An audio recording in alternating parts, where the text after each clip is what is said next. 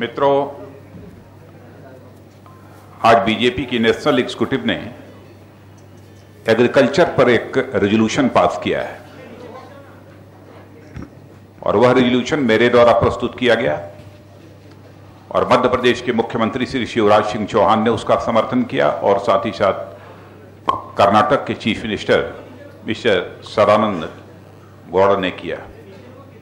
Agrarian crisis देश में बड़ी तेजी के साथ बढ़ती जा रही है और particularly Congress led UPA government के आने के बाद कृषि क्षेत्र की और किसानों की उपेक्षा इस देश में हुई है, जबकि हम सभी मानते हैं कि कृषि प्रधान भारत एक देश है और यह केवल हमारी कृषि केवल एक इकोनॉमिक एक्टिविटी ही नहीं है, बल्कि 2/3 पॉपुलेशन को यदि एम्प्लॉयमेंट भी कहीं मिलता है तो एग्रीकल्चर सेक्टर में मिलता है। और इस समय एग्रीकल्चर सेक्टर के समक्ष जो चैलेंजेज हैं, उन चैलेंजेज को मीट आउट करने के लिए जो इफेक्टिव स्टेप्स गवर्नमेंट के द्वारा लिए जाने चाहिए वह नहीं ले पा रही है। मैंने यह बात भी अपने प्रस्ताव में कही है और प्रस्ताव से हटकर भी मैंने कहा है कि जो इस समय हमारा प्रेजेंट इकोनॉमिक मॉडल जिसे हमने स्वीकार किया है, इस इकोनॉमिक मॉडल के रहते हुए कृषि क्षेत्र की समस्याओं का समाधान नहीं हो सकता है। इसलिए आज के जिस इकोनॉमिक मॉडल को हमने स्वीकार किया है उस पर रीथिंक करने की आवश्यकता है, उस पर पुनर्विचार किया जाना चाहिए और हमारे देश में एक ऐसा इकोनॉमिक मॉडल होना चाहिए जो केवल अमीरों की संख्या बढ़ाने वाला न हो, बल्कि भारत की गरीबी को कम करने वाला हो, यानी गरीबों की संख्या घटाने वाला हो। इस प्रकार के इकोनॉमिक मॉडल की जरूरत है। लेकिन आज जिस मॉडल को हमने स्वीकार किया है वह consumerism oriented credit based economic model को हमने स्वीकार किया है और दुनिया की डेवलप्ड कंट्रीज ने जिन्होंने इस मॉडल को स्वीकार किया है, आज उनकी इकोनॉमी किस तरीके से ढह रही है, ध्वस्त हो रही है, हम सबको इस बात की जानकारी है। इसलिए नए इकोनॉमिक मॉडल की जो बात हमने कही है वह एग्री बेस्ड इकोनॉमिक मॉडल होना चाहिए।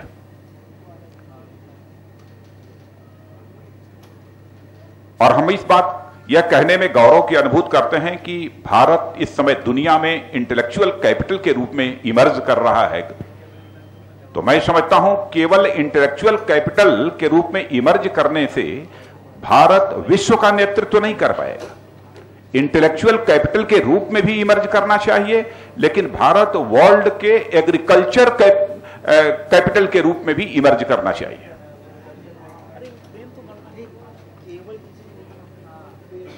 दोनों इंटेलेक्चुअल कैपिटल और एग्रीकल्चर कैपिटल दोनों रूप में भारत को इमर्ज करना चाहिए। इस प्रकार की हमको एग्रीकल्चर पॉलिसी बनाने की जरूरत है, यानी हमारा इकोनॉमिक मॉडल ऐसा होना चाहिए। और फार्मर्स क्विटिंग एग्रीकल्चर, इसकी मैंने चर्चा की है कि कृषि से कैसे किसान दूर होते जा रहे हैं और आंध्र प्रदेश के रायलसीमा और कोणासीमा इस एरिया में किसानों ने क्रॉप हॉलिडे की इस साल घोषणा की थी। मैं स्वयं वहां पर गया था, उस क्षेत्र में ऐसे हालात ना पैदा होने पाए, यह हमने आग्रह किया है। और problem of death and drought, यह भी एक पॉइंट रहा है कि आत्महत्याएं बढ़ रही हैं और निरंतर आत्महत्याओं का यह सिलसिला आगे भी जारी है। वैसे आपको रेजोल्यूशन की कॉपी मिल जाएगी, मैं बहुत ही ब्रीफ में अपनी बात आपको रख रहा हूं। Problem of death and drought की भी बात रखी है और ड्राउट पर वैसे रेजोल्यूशन भी हुआ है जिसे वेंकैया जी ने प्रस्तुत किया है, वो अलग से रेजोल्यूशन है। और लेकिन हायर रेट ऑफ इंटरेस्ट पर किसानों को आज भी यह क्रेडिट उपलब्ध कराई जा रही है। हम लोगों ने डिमांड की है कि 1% रेट ऑफ इंटरेस्ट पर देश के किसानों को यह कर्ज उपलब्ध कराया जाना चाहिए। और हमारी कर्नाटक की स्टेट तो 0% रेट ऑफ इंटरेस्ट पर अपने फार्मर्स को लोन दे रही है।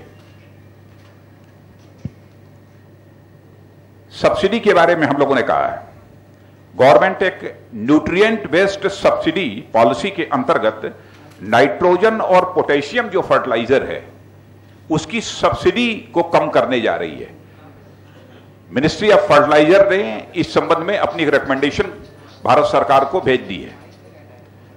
हमारा कहना है कि यह सब्सिडी कम नहीं की जानी चाहिए और गवर्नमेंट सब्सिडी को कम करने का जो फैसला कर रही है वह केवल फिस्कल डिसिप्लिन के नाम पर कम करने की कोशिश कर रही है, जबकि दुनिया की डेवलप्ड कंट्रीज अपने फार्मर्स को बराबर सब्सिडी लंबे समय से देती चली आ रही हैं और उस सब्सिडी को बढ़ा भी रही हैं। मैं यूएस का आपको उदाहरण देना चाहता हूं कि यूनाइटेड स्टेट ने लगभग काफी $750 मिलियन 3-4 साल के अंदर अपने किसानों को एडिशनल सब्सिडी देने का काम किया है। मैंने प्रस्ताव में यह बात भी कही है कि जैसे ट्रेड और इंडस्ट्रीज और कॉरपोरेट जगत के लोगों को बराबर टैक्स रिलीफ दी जाती है और 22 लाख करोड़ रुपए की टैक्स रिलीफ अब तक जो है उन्हें मिली है पिछले 8 वर्षों के अंदर, और इसे बराबर जो है बजट का एक मद होता है जिसे रेवेन्यू फॉरगॉन मद बोलते हैं, उसमें डाल दिया जाता है। Revenue foregone. एक समस्या shrinking cultivable land, land acquisition इतनी तेजी के साथ हुआ है इधर, जिसके कारण जो है कल्टिवेबल लैंड बराबर कम होती जा रही है। अब एक आंकड़ा मैं दे देता हूं, 2003-04 में जहां पर 103.19 मिलियन हेक्टेयर हमारे पास कल्टिवेबल लैंड थी, तो 2009-10 में वह घटकर 182.39 मिलियन हेक्टेयर रह गई है।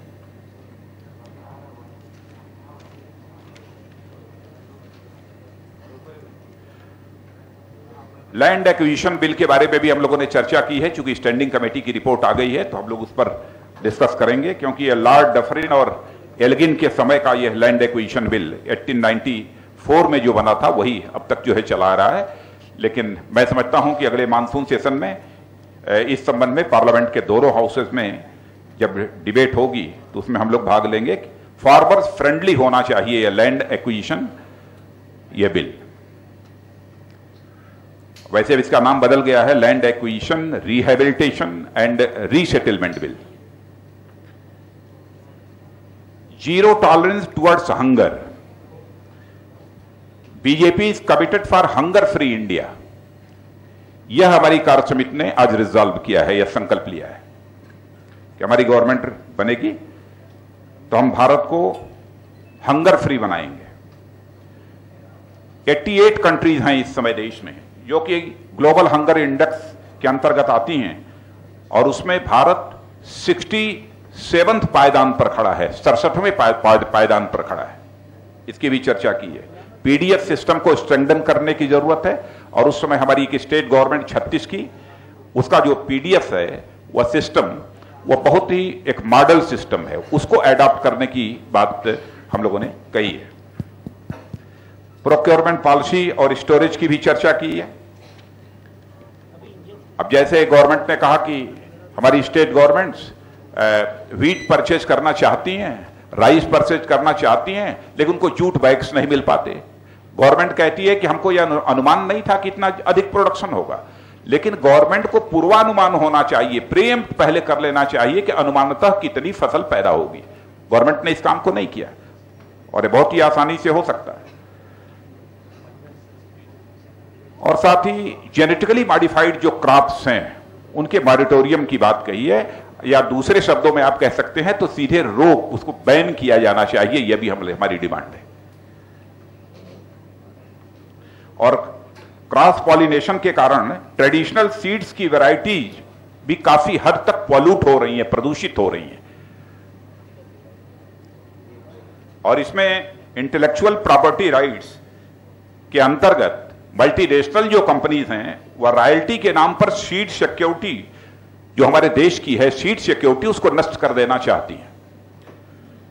और मैं समझता हूं यदि हमारे देश की सीड सिक्योरिटी को ये मल्टीनेशनल कंपनीज ने नष्ट कर दिया तो हमारे यहां फूड सिक्योरिटी की क्राइसिस पैदा होगी। और ये फूड सिक्योरिटी की क्राइसिस किसी कंट्री में पैदा होती है तो उसके साथ ही साथ इंटरनल सिक्योरिटी की क्राइसिस भी उस देश में पैदा होती है। फूड प्रोसेसिंग में हम लोगों ने यह कहा है कि बजट एलोकेशन बढ़ाया जाना चाहिए।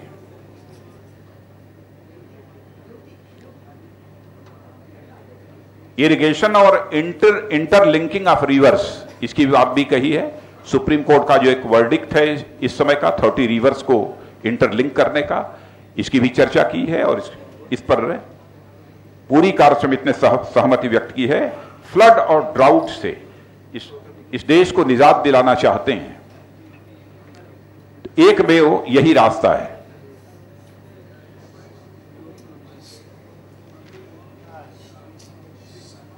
सॉयल हेल्थ कार्ड हर किसान को दिया जाना चाहिए कि कौन सा फर्टिलाइजर उसे अपने फार्मलैंड में यूज करना है, उसकी जानकारी उसे हो सके।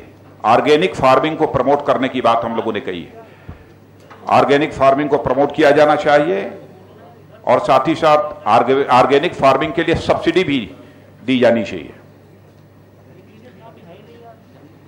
ऑर्गेनिक जो प्रोड्यूस है, ऑर्गेनिक प्रोड्यूसेस के सर्टिफिकेशन का जहां तक मामला है, हम लोगों ने डिमांड की है कि नेशनल हार्टिकल्चर बोर्ड और साथ ही साथ एपेडा जो agricultural processed food product export development authority है, इसके द्वारा ऑर्गेनिक प्रोड्यूसेस का सर्टिफिकेशन फ्री ऑफ कास्ट किया जाना चाहिए, उसकी कीमत नहीं ली जानी चाहिए। और हर डिस्ट्रिक्ट हेडक्वार्टर पर सर्टिफिकेशन के लिए, ऑर्गेनिक प्रोड्यूसर्स के सर्टिफिकेशन के लिए लेबोरेटरी होनी चाहिए। एनडीए क्या कंट्रीब्यूशन, जिस समय हमारी एनडीए की गवर्नमेंट थी उस समय क्या क्या कंट्रीब्यूशन है, उसकी भी हम लोगों ने चर्चा की है।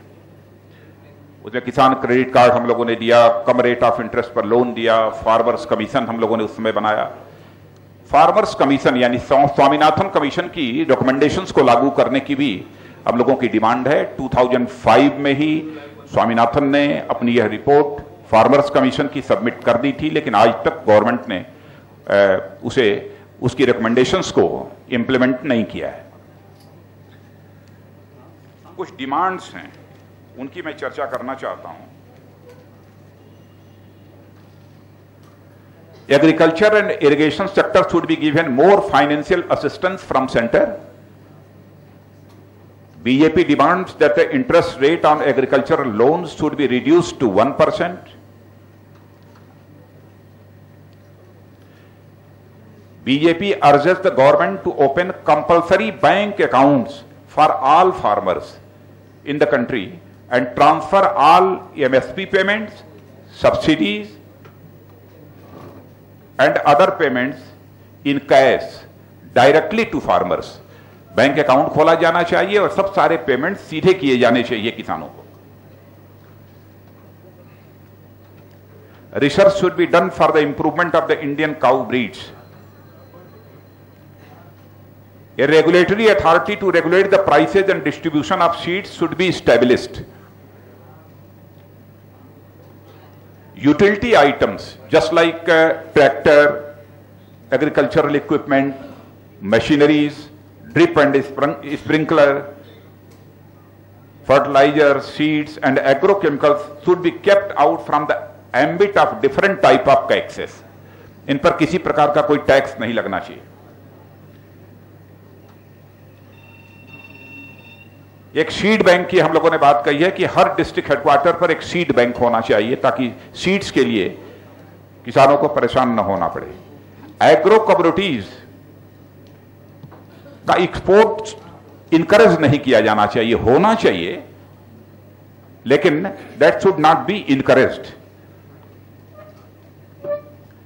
एक फार्म इनकम इंश्योरेंस स्कीम, जब मैं एग्रीकल्चर मिनिस्टर था उस समय हमने एक नई स्कीम निकाली थी। एक एश्योर्ड इनकम फार्मलैंड की तय होनी चाहिए बिफोर सोइंग, बुआई के पहले, बिफोर सोइंग एक एश्योर्ड इनकम फार्मलैंड की तय होनी चाहिए। उसका क्या तरीका होगा यह भी हम लोगों ने निकाला था और 20 जिलों में एक्सपेरिमेंटल बेसिस पर हमने इसे इंप्लीमेंट भी किया था। गवर्नमेंट ने, यूपीए गवर्नमेंट ने हमारी उस स्कीम को एप्रिशिएट किया था और कहा था कि विद सर्टेन अमेंडमेंट्स इसे हमारी गवर्नमेंट लागू करेगी, लेकिन 8 साल गुजर गए, आज तक गवर्नमेंट ने इसे लागू नहीं किया, इसलिए फार्म इनकम इंश्योरेंस स्कीम या क्रॉप इंश्योरेंस स्कीम से डिफरेंट है। यानी फार्मर एक एश्योर्ड इनकम के प्रति पूरी तरह से कॉन्फिडेंट रहेगा कि नहीं, हमको इतनी आमदनी हमारे खेत में होगी, चाहे ड्राउट हो, चाहे फ्लड आ जाए, चाहे हमारी पूरी फसल बर्बाद हो जाए, एक निश्चित आमदनी हमको अपने फार्मलैंड में होगी। The existing PDS needs to be strengthened and connected with the national food grid. National food grid माने स्टोरेज सिस्टम न्याय पंचायत स्तर से लेकर ऊपर तक एफसीआई गोडाउन्स जो है, इनका एक नेशनल फूड ग्रिड बनाया जाना चाहिए। और पीडीएस सिस्टम जो छत्तीसगढ़ का है उसको रेप्लिकेट करने की भी बात कही है।